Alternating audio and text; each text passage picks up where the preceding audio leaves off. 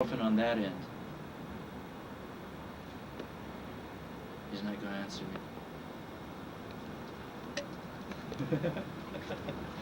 But there's a red. I guess to do this right, I'd have to set a little bit of prelude.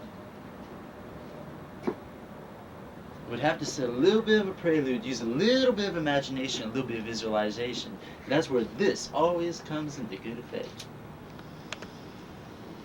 Now I'm sitting here in well, it's my workshop and it's Donovan's workshop and it's whoever else's workshop is in here at the time. And George, this is your workshop. And that's the best way I should introduce myself this time is by saying, George, it's nice to see you, man, even though I'm talking to the camera and shit. And this is the Copper George Workshop beer drinking, smoking reunion. Feels good. Feels really good. So, should I take you on the tour? Or should I just, be continuous in introductions? Take me on the tour. Take you on the tour. See, the camera speaks, or at this point, I guess the VCR speaks. He says, "Pretend the camera's not there." What camera? Excuse me. I'm gonna bring this floaty object. Now this isn't too nice because I did do some wholesaling. I sell to shops and stuff. This wouldn't be too nice to take around the shops and everything. Wrapped in this plastic white crap. But these are the stone pipes I've been creating. Can you get a close up on that?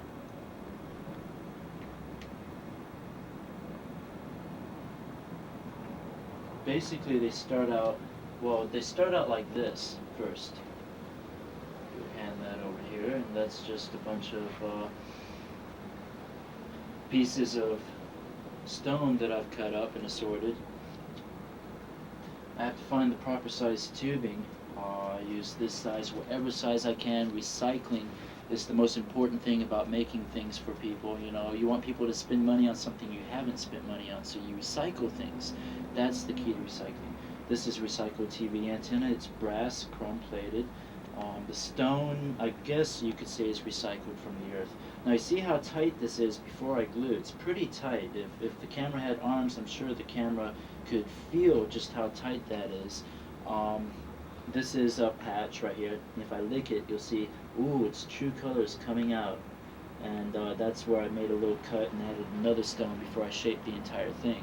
So I can actually create whole stones, and use them as one stone. I don't know what the hell that means. Don't quote me on it. It doesn't really matter. Like this piece right here. It's a sandwich. It's not the kind of sandwich that'll make you hungry. It glistens because of vegetable oil. That's four different kinds of alabaster, peach, another kind of peach, green, red, and a piece of ebony, all sandwiched together made into the same stone. Now that will be put into a stage like this with the holes drilled through. Once I add more of it, it'll come together into something like this. Now they look really ugly. You can't even tell they're going to be pipes after I put them. I put them in clamps. I'm not sure. Oh, the clamps are being used for the wind harp over there. Hey, and but they shape out pretty nice. What do you think? You like them? I love them. Love them. There's more. There are more. This is a very sensuous, erotic pipe. Yes. You see, I'm trying to make pipes that will turn people on. I hand them a pipe and they're turned on, and they buy it and they're happy. And every time they feel it, they get turned on. Now, if you'll just get a close up on this, I shouldn't put my face here because I'm trying to turn the people on here. Now, what you're looking at is this curve right here. Look at that curve. See, it widens out. Now there's a point here where it almost fools you in which direction it's going to go. Of course, all the little cross angles and stuff, trying to give it its natural. Ooh, yeah, nice curve. You see, that's what you want in a pipe. You want something that you can pick up, you can handle, go, ooh, put it to your mouth. Everyone has an oral fixation, and light it up and enjoy. pleasure, function, form. These are the important parts of pipe. Now there's more. This is one of the few ones that I've mixed wood with. It doesn't work so well because I do all the final processes by hand. I use wet sandpaper and get my hands really gooey and ugly, and I look like I'm a Mohican, and it really doesn't matter. But it's fun. There's one more here. We're almost over. Oh, now this one has a curve here. That's a curve. If only she had imagination. Well, anyway, it's has a copper plate right here, and just beautiful curves. I don't know if you can really appreciate that. Reach through the TV screen and touch it. Feel it. Those curves. Just reach through. Come on, stick your hand through. Come on, stick it through. Feel it. Feel that curve. Oh, and there's its opening right there. Well made pipe. So have you seen any of these pipes? Do you want to see any more of these right here?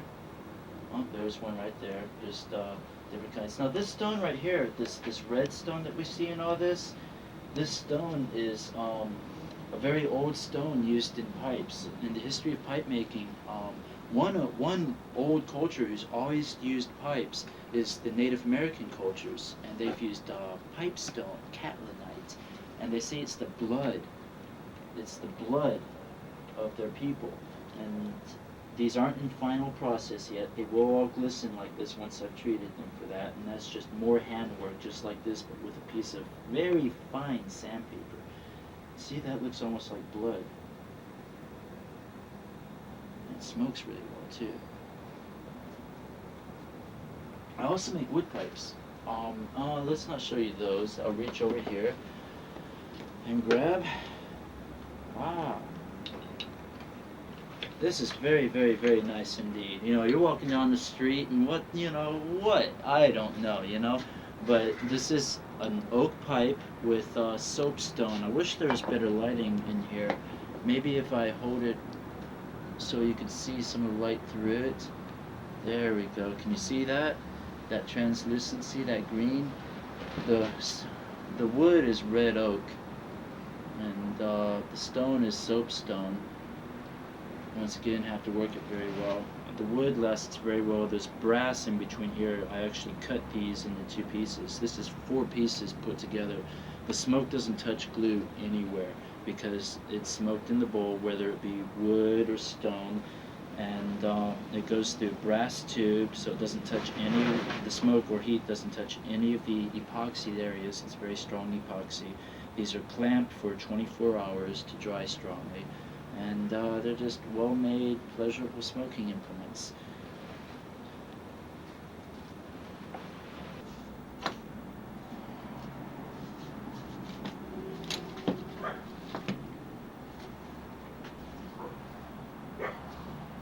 There we go. These are all the stone ones. Some stone mixed with wood.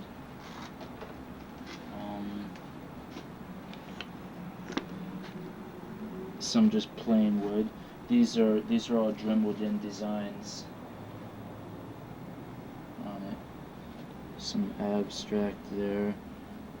Something you might see on a cave. Slashes over points.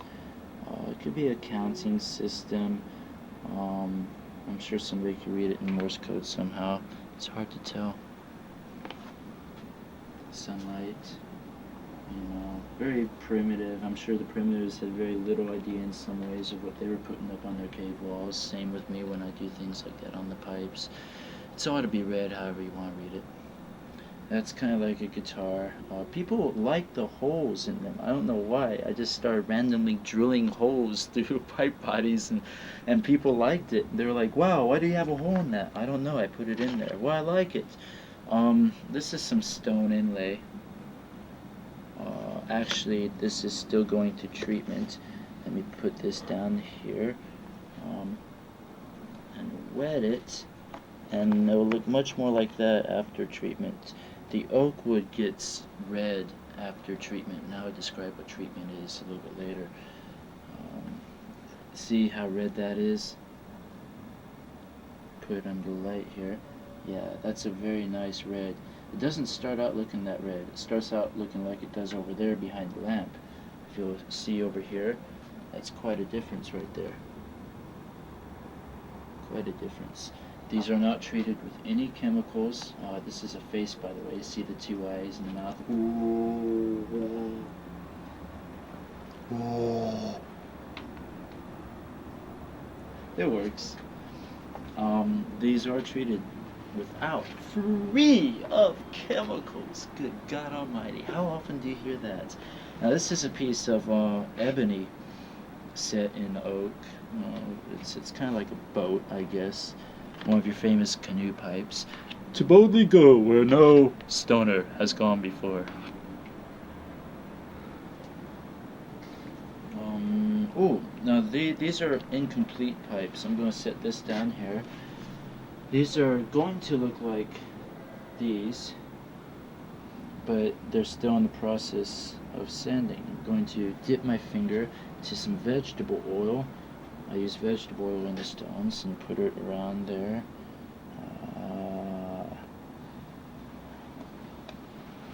Let the beauty come out. Those are sparkles, not rough spots. And that nice green there.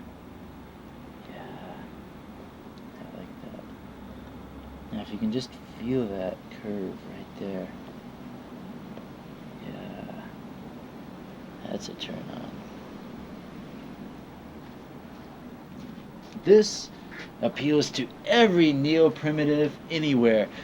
You know, I'm sure you've heard the lingo, hey, let's go smoke a bone. But I'm sure no one actually thought they were going to smoke something that looked like a bone. Now, this is a stone bone, so it's not quite a bone.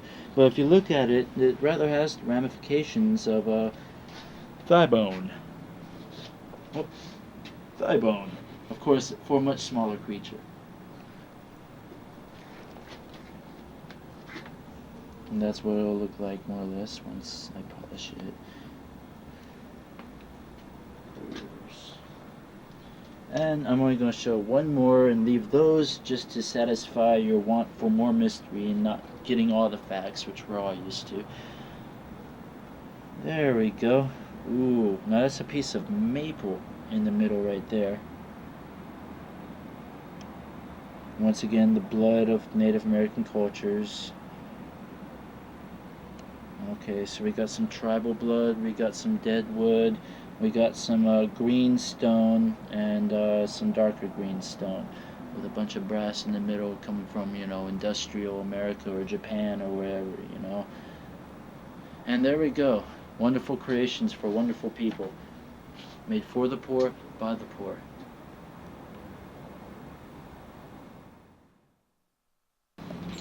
Bullets. That's right. Yet another concept of turning swords into plowshares and bullet shells into pipes. The ultimate in recycling, that's right. Now there's a new definition to shotgun when you're speaking of the shells. That's right. These wonderful shells are made out of perfectly safe smoking brass. One small problem. The blasting caps have mercury in them, mercury oxide. That helps them go PAH! That much better. So what we have to do is we have to clean out that little hole in there. Can you see that little hole in there? You gotta dig in! Clean it all out. Ream that fucker. Make sure there's no mercury oxide. Then you know, soak it in some acetone, wash it out and stuff, work it, you know, imagine it right here, working it. You gotta do that because you'll poison yourself otherwise. You drill a hole in and you solder it. Now this is a kind of sloppy solder job. I did it with inferior tools. You'll want to use a good soldering iron, but I used a torch that had a super wide flame. You want a finer seam than this. I have another one. Where is it? If you look up and down the shelves, you see I have lots of little knickknacks and stuff. Usually that's how I keep stuff organized. Here it is, right here, where I've started to clean up the solder. Right there. With a Dremel, just, zwing, solder it all out. Now, usually I bring it out to about this far with the TV antenna, brass.